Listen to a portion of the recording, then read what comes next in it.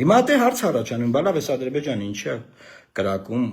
Ադրբեջանը ինչի է լուր տալիս, որ կրակում է Հայաստանի Հանրապետությունը, որտեղ Ադրբեջանի պահանջները ավարտված չեն, որտեղ Ադրբեջանի պահանջների մենյուն բաց է դեռ։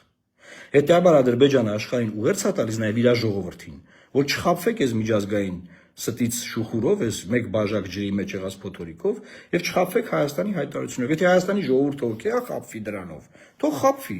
Բայց մենք ստացել ենք մի հատ լավ թուղթ, Ադրբեջանն է իր ժողովրդին ասում, եւ ունենք էլի ստանալիքներ։ Հետեւաբար մենք ձեզ ասում ենք, որ խաղաղությունը շատ հեռու է։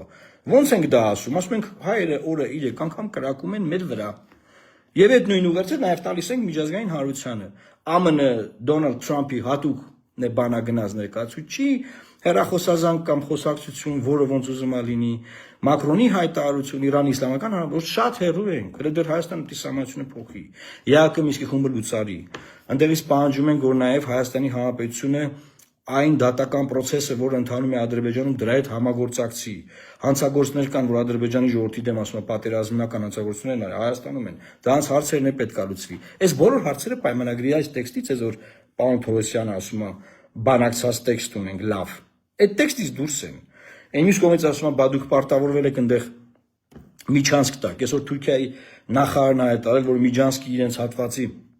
Զանգեզուրի Միջանցքի իրենց հատվածի աշխատանքներն արվում են։ Ինչ-որ ժամանակին Զանգեզուրի Միջանցք բարակապակցության վերաբերյալ Հայաստանից մի հատ մեծ բաներ, բողոքի նոտաներ էին բան,